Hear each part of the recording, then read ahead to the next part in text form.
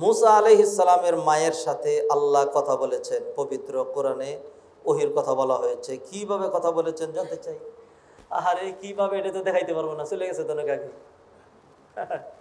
শুনেন, এইটার উপরে প্রশ্ন আসলে আরেকটা প্রশ্ন আসে, ওয়া আওহা রাব্বুকা ইলান নাহলি আনিত্তাখিযি মিনাল জিবালি বুয়ুতা।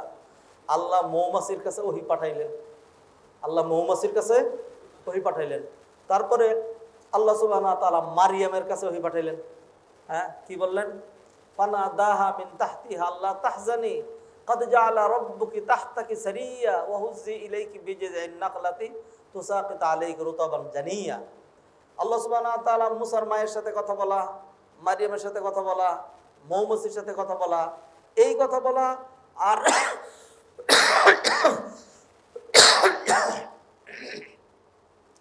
মুসা কালিমুল্লাহ আলাইহিস সালাতুস সালাম, নবী মুহাম্মদ রাসূলুল্লাহ সাল্লাল্লাহু আলাইহি সাল্লাম, তাদের সাথে কথা বলা যেরকম, এই তিনজনের সাথে কথা বলা ওই রকম না, পার্থক্য আছে। কারণ হলো তারা ছিলেন নবী, তারা কি ছিলেন? নবী। আর কোন নবীরা কি নেই? নবী নেই। আল্লাহ সুবহানাহু ওয়া তাআলা মুসার মায়ের সাথে কথা বললেন, আওহাইনা ইলা মুসা। আল্লাহ মুসার মায়ের সাথে ডাইরেক্ট কথা বলেছেন, এই আয়াতের অর্থ এটা না। আল্লাহ বলছেন আমি মুসার মায়ের কাছে ওহী প্রেরণ করলাম, ওহী প্রেরণ করলাম, ওহী প্রেরণ করলাম। ইব্রাহিম আলাইহিস সালাম নাম শুনছেন? ইব্রাহিম আলাইহিস সালাম একদিন রাতে স্বপ্ন দেখলেন, আরামিল মানামি আন্নি আলবাহ, যে ছেলের জবাই করছে। আরেকদিন স্বপ্ন দেখে, আরেকদিন স্বপ্ন দেখে আল্লাহ কি ইব্রাহিম আলাইহিস সালামের কথা বলছিলেন? বলেন না। হ্যাঁ, কি করেছেন? স্বপ্নে দেখেছেন। নবী যে স্বপ্নে দেখছেন এইটাই তার ওহী। এটাই কি তার ওহী। অন্য কথা হয়ে আছে, এটা তার ওহী। কারণ তিনি বলছেন আল্লাহ আমাকে যে স্বপ্নে আমি নবী, হ্যাঁ, আমি যেইভাবে পাক পবিত্র হয়ে আল্লাহকে ভরসা করে আল্লাহর সাথে আমার যে কঠিন সম্পর্ক, সেই অবস্থায় স্বপ্নে এসে শয়তান আমাকে ধোঁকা দিয়ে আমার ছেলে জবাই করে দিতাম। ঠিক না? অতএব যে স্বপ্ন দেখেছি এটা কি? এটা কি? কথা ক্লিয়ার কি?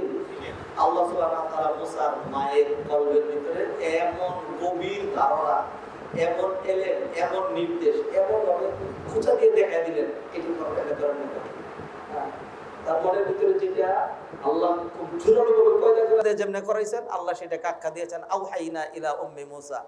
আমি মুসার মায়ের কাছে ওহী দিলাম, আমি মুসার মায়ের কাছে ওহী দিলাম। ধরেন যদি এরকম হয় যে আমার মনের আমি একটা কাজ করতে চাচ্ছি, হ্যাঁ, ইস্তেখারা করলাম, নামাজ পড়লাম, আল্লাহকে দোয়া করলাম, এরপর এমন একটা ইয়া হয়েছে, এরপর বললাম না বাস আমি যেটা চিন্তা করছি এই কাজ এটা আমি করবোই, হ্যাঁ, আমার 1 বিঘা জমি যাবে, যাক, কোনো অসুবিধা নেই। এটা আল্লাহর পক্ষ থেকে আমার মনের ভিতরে ধারণা আসছে। এই মানুষের মনের ভিতরে যে ধারণাগুলো, ভালো কাজের যে স্পৃহাগুলো, এটা কোত্থেকে আসে? হ্যাঁ, আল্লাহর পক্ষ থেকে আসে। কোত্থেকে আসে? মা আসাবাকা মিন হাসানাতিন, মা আসাবাকা মিন হাসানাতিন ফামিন আল্লাহ।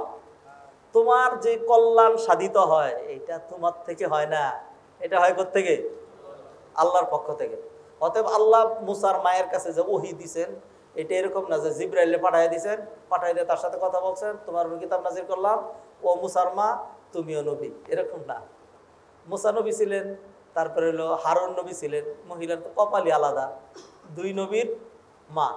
আর যেহেতু মুসা আলাইহিস সালামের, মুসা আলাইহিস সালাম কি নিয়ে ব্যতিক্রম ধর্মী, পরিবেশও সেই রকম, জুলুম আর জুলুম, জুলুম আর জুলুম, সেক্ষেত্রে আল্লাহর পক্ষ থেকে সাহায্য যে ভাষা। অতএব আল্লাহ মুসার মায়ের মধ্যে গভীর যেই ভাব, গভীর যে ধারণা এবং চূড়ান্ত যে সিদ্ধান্ত ঢুকিয়ে দিয়েছিলেন, যার আলোকে মুসার মা সিন্দুক বানাইয়া এটা সাগরের মধ্যে ছাইরা রশিদে বাইদে রাখছিলেন, এইটা মুসার মা নিজের থেকে এমনি মনে চাইছে করেন নাই, এটা আল্লাহ করাইছেন। এইটাই আওহাইনা ইলা উম্মি মুসা। কথা বুঝে আসছে? একটু বেশি করে বললাম যাতে সংশয় না থাকে।